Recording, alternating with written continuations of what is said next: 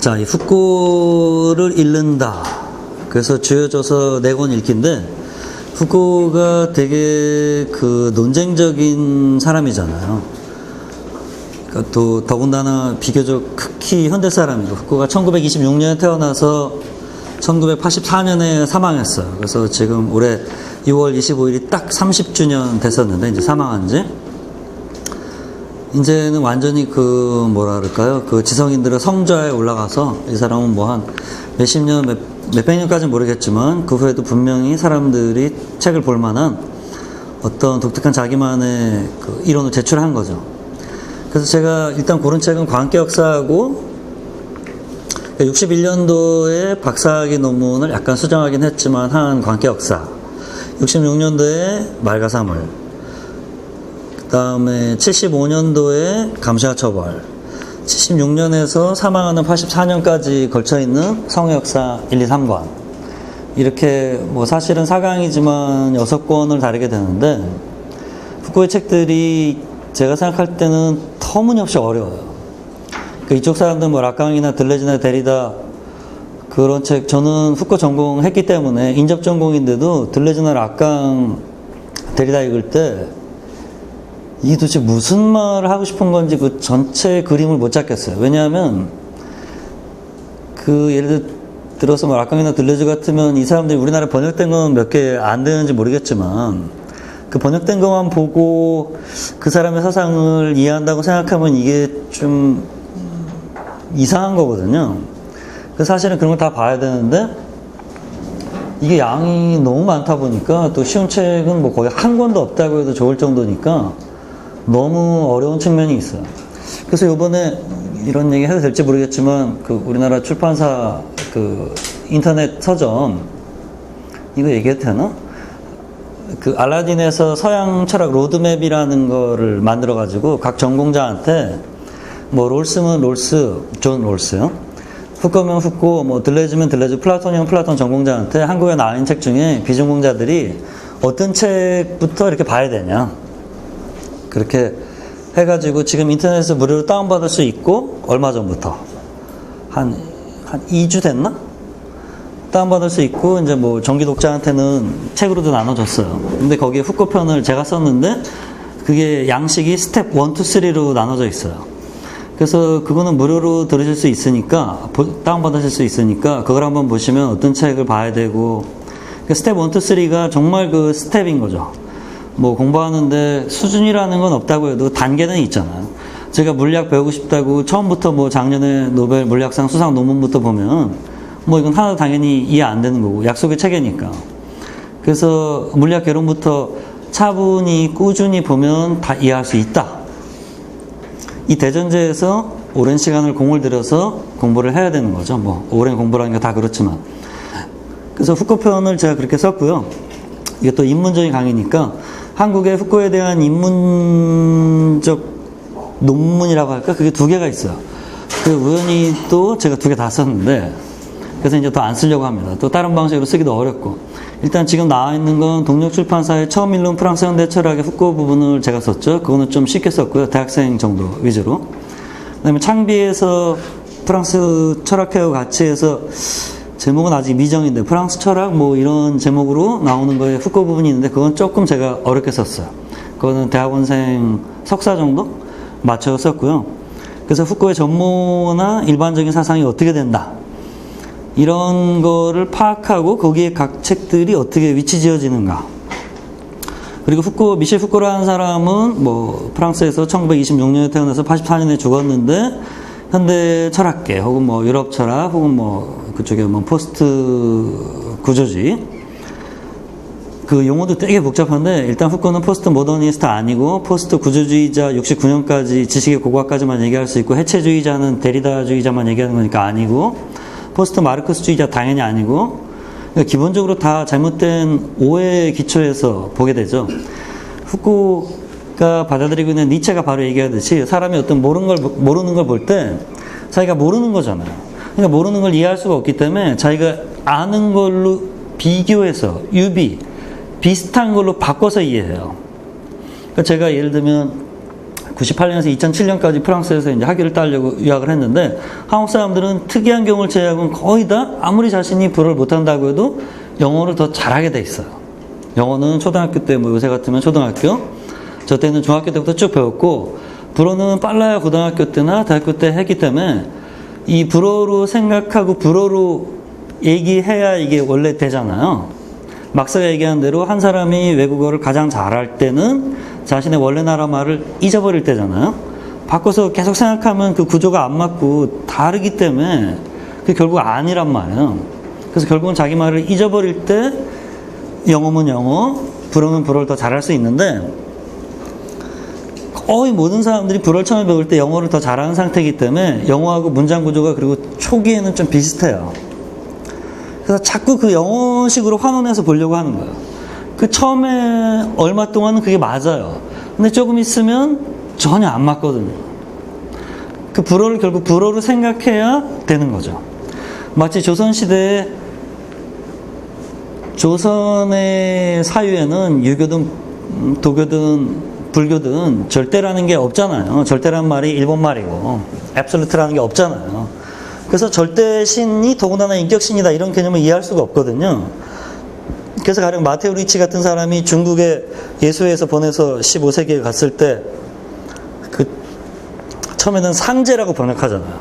나중에는 천주라는 식으로 번역하는데, 그러니까 한국에 어떤 사람이 성경책을 읽었을 때 그게 뭔지 모르니까 비슷한 거 상제나 불타로 이해하겠죠.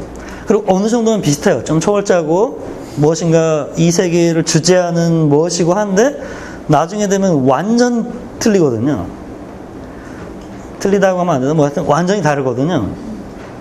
그래서 후쿠오를 이해할 때도 그러니까 후쿠오가 중요한 게 아니라 어떤 우리가 아는 엄청난 사람들을 이해할 때 우리는 처음에는 당연히 우리가 아는 걸로 내가 모르는 이 후쿠오를 바꿔서 이해하게 돼 있어요. 근데 중요한 건 내가 바꿔서 이해했다는 걸 기억을 해야 되는데, 내가 이렇게 비유해가지고 비슷한 걸 이해한 게 후쿠오를 이해했다고 착각할 수가 있어요. 그러면 학문은 망하는 거죠. 그러니까 내가 생각하는 우리 어머니가 우리 어머니다라고 생각하는 거예요. 어머니에 대한 나의 생각, 나의 말들은 어머니보다 나에 대한 정보를 더 많이 줘요. 여러분이 생각하는 여러분의 친구는 여러분의 친구보다 여러분을 더 많이 알려주는 말들이라고요. 그래서 그거를 분명하게 일단 구분해야 돼요. 그러면 후쿠오 자체가 있냐, 여러분의 친구, 어머니 자체가 있냐, 거기에서 니체의 그런 면에서 영향을 받은 후쿠오는 그런 건 없죠. 그러니까 그런 게 없다고 해서 완벽한 이해에 못 도달하니까 알 필요도 없다, 이렇게 되면 당연히 안 되고, 영원히 이해 못할 수 있지만 내가 보는 건 나의 관점에서 본 거고 내 관점이 뭔지는 정확하게 알아야 되고, 그게 나의 관점인지 저 사람 자체, 그게 우리 어머니건 여러분의 어머니건 후쿠건 니체건 이라고 생각하지 않는 게 일단 가장 중요해요. 그래서 후쿠를 이해하는 첩경은 이해하는 건 사실은 좀 먼 일이고 오해하지 않는 게 더 중요해요.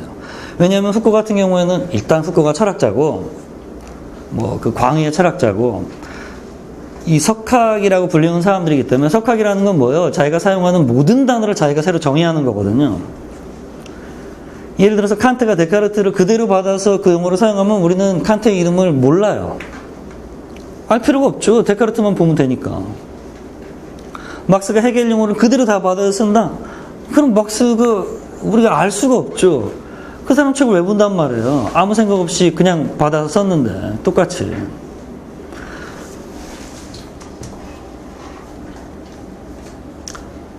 그래서 정리하면 이 후쿠오라는 사람은 동시대 사람이고 또 이른바 석학이고 더군다나 철학자다. 철학자라는 건 지금 우리가 사용하고 있는 용어 자체의 정의를 새롭게 내리는 거예요. 가령 인간이 성선설이 맞는 것 같아, 성악설이 맞는 것 같아 할 때 성선설이 맞는 것 같아 혹은 성악설이 맞는 것 같아 라고 대답하는 사람은 철학을 모르는 사람이죠.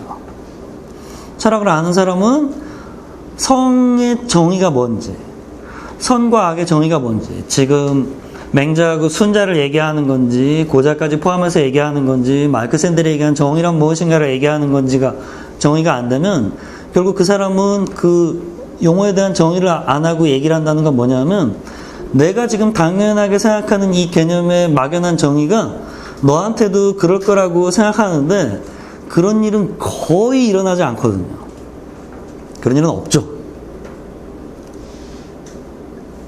아주 쉬운 예로 사랑이 뭐냐에 대해서 얘기하는 두 사람이 있을 때 사랑이 같이 있는 거다. 혹은 같이 있지 못해도 같은 마음으로 있는 거다. 뭐 이런 두 가지 정의가 있을 때 서로 자신에게 당연하게 느껴지는 사랑의 정의를 가지고 너는 왜 이렇지 못하냐 나는 이런데 라고 얘기할 때 그 사랑의 정의가 두 가지만 있는 게 아니라 무한 가지가 있는데 지금 두 가지만 얘기한 건데 내가 생각하는 사랑의 정의를 너는 왜 안 지키니? 그러니까 너는 사랑 안 하는 거다. 이렇게 갈 수 있거든요. 그래서 철학자라는 건 지금 자기가 말하고 있는 용어의 정의를 새로 내리는 사람이고 그 새로 정의 내린 용어가 적을수록 이류 철학자고 우리가 몰라요. 뉴턴이 대학교 때 뉴턴 철학을 배우지 않잖아요. 응? 뉴턴은 대학교 때 아리스토텔레스든 연금술이든 죽을 때까지 그걸 사실은 많이 믿는데 그렇게 하고 죽잖아요. 그러면 뉴턴이 아리스토텔레스를 그대로 받아들이면 우리가 뉴턴을 모르잖아요.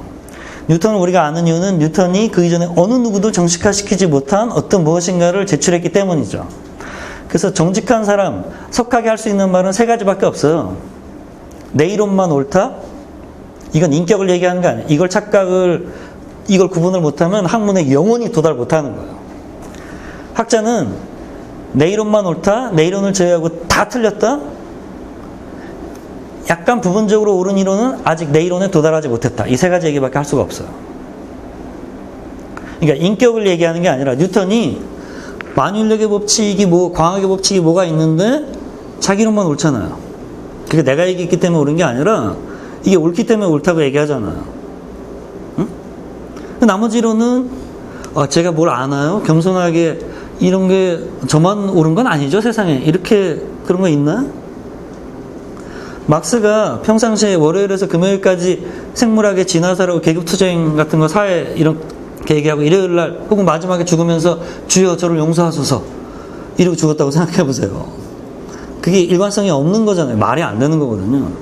그래서 사실은 이 철학자라고 불리우는 철학가 아니라도 좋아요. 이게 생각하는 사람들이라고 그 직업을 갖고 있는 사람들은 일관성을 유지하는 거죠. 완벽한 일관성을 유지 못하는데 보통 사람들도 사실은 유지해야 되는데 아무도 안 물어보니까 내가 일관성을 유지하는지 못하는지 모르죠. 네? 안 물어보잖아요. 내가 무슨 생각을 하고 있는지 사람들이 관심이 없잖아요. 근데 이제 그런 걸 일관되게 말하는 사람들이 있어요. 그러니까 일관되게 틀린 사람도 있고 일관되게 옳은 사람도 있는데 그 옳다 그르다의 기준은 또 각각의 옳다 그르다의 기준 자체도 새로 제출하는 거거든요. 그래서 이게 모르는 사람들이 보면 한국같이 이 주작이 600년 동안 지배하고 100년 더 지난 이 사회에서는 이게 도덕주의적으로 보게 돼요. 그래서 철학자한테 이런 성리학적 질문을 묻는 거죠. 그 철학자는 지가 말한 대로 살았나? 중요한 건 그 사람의 삶도 물론 중요하죠. 아주 쓰레기고 나쁜 놈이면 그 욕먹어 맞는데 중요한 건 그 철학자가, 이론가가 자기 이론대로 살았냐도 중요하지만 자기 이론을 자기 이론에 적용시켰냐가 더 중요해요. 자기 이론에 보통 자기가 예외가 되는 수가 있거든요. 제가 지금 이 차이는 뭐냐면 앞에 거는 도덕적 관점으로 세상을 보는 거고 뒤에 거는 인식론적 통찰의 관점으로 세상을 보는 거예요. 그래서 어떤 인간도 여기 앉아있는 이 동영상을 보는 어떤 인간도 사람이 알면 실망하지 않았을 일을 한 번도 안 한 인간이 사실은 찾기 힘들어요. 있을 수 있겠지만 거의 없고 만약에 해겔이 자기 이론대로 못 살았다면 해겔의 이론에 입각해서 해겔을 치면 되는데 그게 아니라 해겔이 완벽한 인간일 수 없는데 완벽한 인간이 아니기 때문에 해겔의 이론 전체를 버리는 이상한 결과가 나타나는 거죠. 이상하지도 않아요. 사실은 문화인류학적으로 양명학이든 원래 정통 주자학이든 이게 윤리하고 하버마스가 중국의 동양의 모든 이론을 윤리적 존재론이라고 부르잖아요. 그러니까 프랑케나가 보면 이 중국의 모든 이론이 그 자연주의적 오류에 빠진 것 같거든요. 사실과 가치를 구분 못하는. 그러니까 서양 사람들이 보면 가령 마이클 샌델의 책에 맹자나 한비자가 나와야 될 것 같은데 안 나오는 이유는 바빠서도 그렇고 한문을 몰라서도 그렇지만 학문의 자격이 없기 때문이에요. 그게 그 입장에서. 왜냐면 그게 에드워드 사이드가 말하는 것처럼 정의의 투쟁이거든요. 데피니션 게임이기 때문에. 그러니까 정의의 저스티스의 개념 자체가 웨스턴 저스티스, 디케든 뭐 주스티시아건 뭐 저스티스건으로 정해져 있고 그거에 합당한 개념이 중국에는 조선에는 없잖아요. 그러니까 이거는 그 학문의 개념에 필로소피아의 정의에 안 들어가는 거죠. 그러니까 이런 질문으로 이건 정리해 볼 수 있죠. 자, 사이비과학이 아니면서 비서양과학도 아닌, 그러니까 사이비과학이 아니면서 서양과학이 아닌 비서양 보편과학을 생각할 수 있으세요? 있으면 좋겠고 뭐 그런 거 말고 있냐고. 그러니까 서양 물리학이 아닌 비서양 물리학이면서 사이비 물리학이 아닌 서양 물리학 아닌 보편 물리학 있냐고. 있을 수 있냐고. 가능성이. 이게 진짜 문제거든요. 이게 현대 철학의 사실 거의 유일한 문제라고도 할 수 있어요. 이 보편의 문제. 이거 되게 복잡한 건데. 그래서 하여튼 간에 후쿠라는 사람이 이러한 사유방식을 개진했어요. 이건 제가 이제 적용시켜갖고 얘기한 건데. 자, 그럼 두 가지식으로 하는 게 좋죠. 미셸 후쿠라는 사람은, 일단, 개략적으로 전기적 사실을 몇 개 알아야 되는데, 26년도에 태어났고요. 외할아버지, 할아버지, 아버지, 전부 다 외과의사 내지는 해부학 교수였어요. 그리고 푸아티에라고 하는 시골 지방의 이제 작은 도시인데 그렇게 작진 않은데 꽤 작은 도시예요. 우리나라 치면 거리가 좀 먼데 우리나라 개념으로는 한 청주나 이 정도? 근데 이제 청주보다 인구가 거의 더 작을 거예요, 푸아티에가. 그러니까 그 옛날엔 더 적었을 거고. 그래서 지방 유지 집안의 첫째로 태어나요. 여동생, 남동생 하나 있는데. 근데 아버지가 되게 후쿠오를 아는 모든 사람들이 아버지 때문에 후쿠오가 너무너무 고생했다는 이야기를 예의 없이 해요. 그러니까 좀 고생한 게 아니라 너무너무 고생한 거예요. 20대 중후반까지. 그 아버지가 되게 권위적인 분이고, 그 가업을 잇게 하려고, 하여튼, 원래 후쿠오 이름이 지금도 호적에는 폴 미셸 후쿠오로 돼 있어요. 근데, 폴자를 띄었어요. 아버지 이름이 뭐냐면 폴 후쿠오야. 그래서 아버지를 띄어버린 거예요. 그 호적에는 폴 미셸이라고 그대로 돼 있는데, 자기 자신은 폴 미셸이라는 이름을 안 쓰고, 폴자 아버지를 띄어버린 거죠. 뭐 사실 할아버지 이름도 폴 후쿠오예요. 그래서 서양을 이렇게 존경하는 어르신들 이름을 이렇게 계속 붙이잖아요. 뭐 이름을 계속 길어지는 식으로도 되고 하는데, 하여튼 그렇게 아버지 때문에 고생했다고 하고, 나중에 이제 좀 극복을 하는데, 일단 그런 사실이 하나 있어요. 두 번째는 후쿠오가 처음에는 받아들이지 못하는데, 나중에는 결국엔 받아들여요. 자신이 동성애자라는 사실을. 그래서 그 두 가지 때문에 너무너무 괴로워해서 20대 초중반 알코올 중독에 빠지고, 우울증에 빠지고, 정신과 치료도 아주 잠깐이지만 받고, 분석도 잠깐이지만 받고 해요. 그리고 자살 시도도 보고된 것만 2번이 있어요. 근데 결국에는 받아들여요. 그게 안 받아들일 수 없는 종류인 것 같아요. 저는 뭐 이성애자라서 사실 그것까지 정확하게는 알 수가 없는데, 그게 마치 저더러 남성을 하라는 것 같은 것 같아요. 제가 생각할 때. 그러니까 사회적 압력에 의해서 어떻게든 내가 바꿔보려고 하는데, 그게 되는 종류가 아닌 거죠. 안 되는 거죠. 쉽게 얘기해서. 자. 그래서 후쿠오가 이제 1946년에 22살인가요? 만 22살인가요? 고등사범학, 20살인가? 20년, 40년. 고등사범학교에 입학해가지고 알티세르 밑에서 이제 공부도 하고 해가지고 쭉 가는데, 후쿠오가 뭐라고 할까? 우리가 볼 때 회고적으로 보면 일종의 타협 같은 선택을 하나 해요. 그게 뭐냐면, 전공으로 심리학사를 택하는 거예요. 그러니까 아버지는 외과 교수, 해부학 교수 되라고 했는데 자기는 인문학 뭐 그렇게 규정하는 거 웃기지만 인문학적인 마인드가 있어서 이쪽으로 갔는데 거기에서 그 자연과학과 사회과학과 인문과학의 중간에 어디인가 있는 학문인 것 같잖아요. 심리학이. 그래서 심리학사 자격증도 따요. 심리학사, 철학사 자격증 따고 석사학위는 해결에 대해서 받고 박사학위는 바로 우리가 알고 있는 이 광계 역사가 박사학위 논문이에요. 프랑스에는 박사학위가 2개가 있는데 그 대학 박사하고 국가 박사가 있어요. 대학 박사를 따고 국가 박사를 따는 거예요. 국가 박사는 보통 양이 저 정도 돼요. 저거는 보통 사람들이 일단 도전 자체도 잘 안 하죠. 근데 석학이 되고 좋은 대학교 가려면 저걸 써야 되고 우리가 아는 그 훌륭한 학자들은 다 저걸 써요. 저게 일단 쓰기도 어렵고 그 써도 그렇게 꼭 통과가 꼭 되는 것도 아니에요. 근데 이제 후코는 우수한 성적으로 봤죠. 일단 고등사범학교 들어갈 때 첫 해는 떨어지는데 그게 전국에서 인문사회 자연계 합쳐서 40등까지 들어가는 학교거든요. 1년에.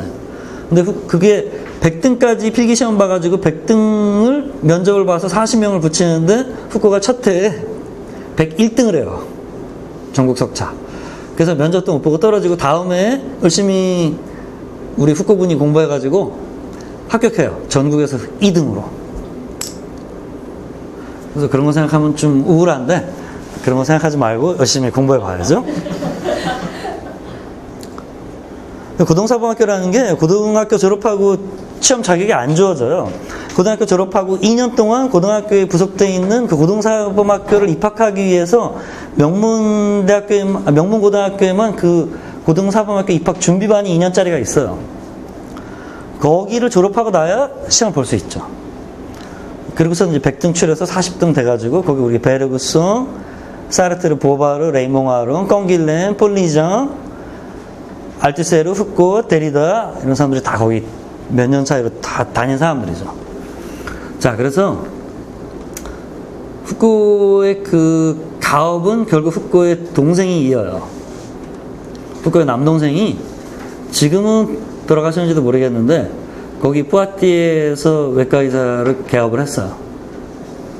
그리고 이제 첫째 형인 후코는 아버지의 그 품을 떠나가지고 이제 되게 반항을 한 것 같아요. 그래서 이제 이 학교에 가서 공부를 한 거죠. 그래서 심리학사를 공부하려고 하기 때문에 심리학의 자격증을 따는데 좀 자격증을 따는 게 아니에요. 그 동시대의 최첨단의 그 실험 심리학하고 그 심리학사에 관련된 자격증을 만들어지면서 거기에 참여하는 식으로 따요. 락강의 강의도 물론 듣고 코제부 강의도 심지어 좀 들은 것 같고. 그래서 이 후코라는 사람이 그 광계 역사라는 1961년에 논문을 쓸 때 좀 공부하고 쓴 게 아니라 이 전 세계에 몇 명 없는 심리학사의 최고의 대가의 논문 중에 하나를 박사학위 논문으로 제출한 거예요, 이 사람이. 그게 되게 스토리가 있는데 하여튼 그래서 이 고등사범학교라는 데를 나오면 프랑스라는 데에서는 이게 평생의 그 안정이 보장되는 거거든요. 그 인문사회계에서는 완전히 그 우리나라에는 그런 게 지금 없죠. 그 해당되는 기관이 없어요. 그 뭐 선배들이 다 베르그송이나 사르트르 뭐 이런 사람들이니까 응? 그 자기가 고등사범학교 동기동창이잖아요. 자기가 그 사람들하고 하여튼 알투세르 자기 몇 년 선배, 데리다 자기 직속 후배 뭐 이러니까 다 친구 한 줌도 안 되는 사람들이거든요. 그게 전부 다 알죠 서로 직접적으로. 근데 이 후코가 그 알투세르가 잘 아시다시피 이 그 정신병이 있어서 그 아내를 창난 상태에서 마지막에 목 졸라 죽이고 이제 금치산자 판정을 받아서 법적 그 주권을 박탈당한 상태에서 10년인가 더 살다가 이제 죽잖아요. 그 사이에 쓴 게 우리가 잘 아는 그 자서전. 미래는 오래 지속된다는데 후코를 알투세르가 이뻐했어요. 알투세르는 1918년생이고 후코는 26년생이라서 나이는 8살 차이 나는데 뭐 교수와 학생으로 만나니까 완전 차이가 나죠. 그래서 자기 조교로 데리고 있고 헤페티테라고 약간 그 복습교사, 뭐 그러니까 말하자면 일종의 강사인데 그 우리나라와 달리 신분이 안정된 강사예요. 뭐 거의 전임 교수급 강사죠. 그쪽에서는. 더구나 고등사범학교 교수급 강사라는 거. 그때 후쿠가 아버지 때문에 너무 힘들고 알코올 중독에 좀 빠지고 그때 막 스마트한 댄디였다고 해요. 못 부리고. 뭐 제기어 같은 거 몰고 다니고 막 이랬는데 그때는 돈이 없으니 못하고 좀 있다가 그랬는데 후쿠가 이 심리학 공부를 하고 심리학 자격증을 따고 실험 심리학 연구실에 가서 일하고 그 뭐 실험 심리학인데 가서 좀 공부한 게 아니라 최첨단의 그 유럽의 영미하고 교섭하는 그 실험실에 그 연구실에서 후쿠가 일하고 거기서 자격증을 따요. 한 개 딴 게 아니라 몇 개를 따요. 그래서 이 사람이 처음에 교수로 임명된 것도 심리학과 교수로 임명돼요. 근데 쓴 책은 반심리학 반정신의학 책을 쓴 거죠. 그리고 51, 2년인가의 2년 동안 그 생딴느라고 하는 프랑스의 유명한 정신병원이 있는데 거기에 옵서버로 2년 동안 참관을 하게 돼요. 그 전에는 심지어 자기가 입원도 하려고 했었어요. 동성애, 우울증에, 알코올 중독에, 부모하고 막 강박관념에다 막 이렇게 자해성향 막 있고 이렇게 해가지고. 그래서 알티세르는 잘 아시다시피 지금 보면 방학 때마다 정신병원에 입원하는 사람이기 때문에 주변 사람들이 다 안단 말이에요. 그래서 후쿠도 알았죠. 그 상담을 했어요. 나 입원하려고 하는데 어떠냐. 그랬더니 알티세르가 너는 입원할 필요 없다. 그래서 입원 안 해요.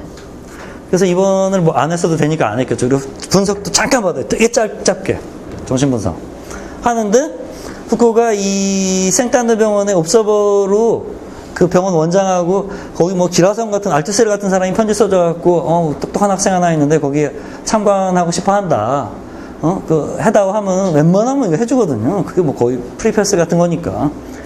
그 기가 막힌 사람들이 후쿠를 밀어주거든요. 똑똑하니까.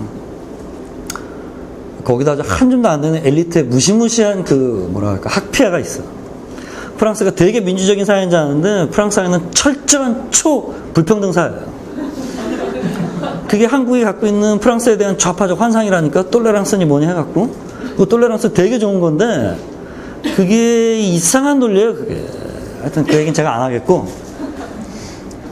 그래서 그게 한국에 사는 그 식민화된 자기의 그 동경이라는 걸 아셔야 돼요. 후쿠가 멋지게 보이는 것도 이게 미국에서 떴기 때문이고 그 루이비통이 된 후쿠라는 그 한국말 제목가 잘 진 거예요. 후쿠가 뭔가 패셔너블 하잖아요. 칸트도 훌륭하지만 칸트는 뭔가 패셔너블하진 않거든. 좀 뭔가 숨 막히는 것 같은 느낌이 오히려 들지. 하여튼 그런 어떤 효과가 생겨난단 말이죠. 사회심리학적으로. 근데 그건 나중에 말씀드리고 얘기가 기회가 있으면. 후쿠가 그 정신병원에서 2년 동안 옵서버를 일해요. 그러니까 환자는 당연히 아니고 그 의사도 아니야. 물론 직원도 아니고. 그러니까 이건 정말 특별한 지위를 병원장 허가를 받아가지고 거기에 모든 그 자리에 뭐 사이코패스 뭐 시참 뭐 뇌전두엽 뭐라면 뭐 그 사이코 드라마 뭐 그때 그런 기법이 있었는지 모르겠지만 그거라면 또 뭐라면 뭐 이런 데 다 들어가서 회의도 참가하고 환자들하고 같이 다니고 해요. 뭐 출근하면서. 그때 후쿠가 2년 동안 거기 있은 다음에 확신을 하는 거예요.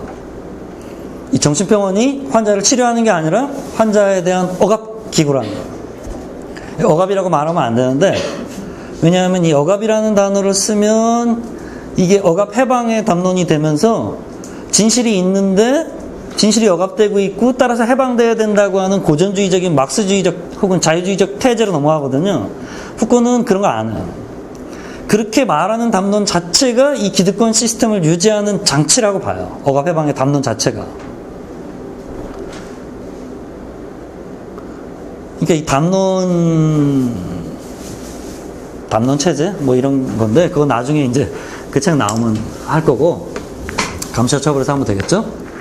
그래서 후쿠가 그 처음에는 그래도 여기 병원에서 이게 하는 게 뭔가 의미가 있겠거니 했는데 역효과가 부정적 효과가 긍정적 효과를 압도하는 거예요. 자기가 가서 보니까.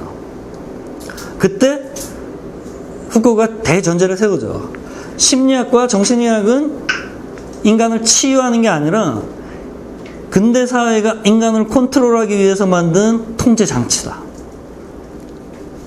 심리학이나 정신의학, 카운슬링학 전체가 여기서 더 나가갖고 마지막에는 1966년에 말가삼을 인간과학의 고고학을 쓰는데 거기서 더 나가서 77, 8년에 생명관리정치의 탄생 정도 오면 인문과학 전체가 다 컨트롤의 도구, 관리의 도구, 이렇게까지 돼요. 그러니까 심리학 책 읽어보세요. 불안강박증 읽으면 불안강박증 있는 것 같지 않아?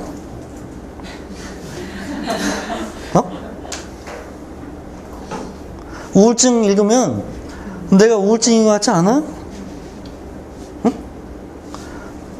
내가 무슨 그 편집증 부분 읽으면 내가 편집증 부분이 있는 것 같지 않냐고. 그리고 그 뭐 책 제목 글쎄요 얘기 안 하겠고 무슨 뭐 심리학이 뭐 어쩌고 저쩌고 뭐 하여튼 뭐 이런 뭐 있잖아요. 저는 이거 다 동의하지 않아요. 이건 그러니까 제가 자꾸 이렇게 설명을 하면 이게 제 얘기처럼 꼭 들리는데 이 비판적인 건 나중에 제가 따로 정리해서 할 거고, 그러니까 세 개로 나누는 거죠. 첫 번째, 후쿠가 주장을 뭘 했는지. 두 번째, 거기에 대해서 사람들은 뭐라고 하는지. 세 번째, 저는 거기에 대해서 전달하는 사람으로서 어떻게 한국에서 봐야 한다고 말하는지. 이 세 가지가 다 있어야 제대로 된 강의죠.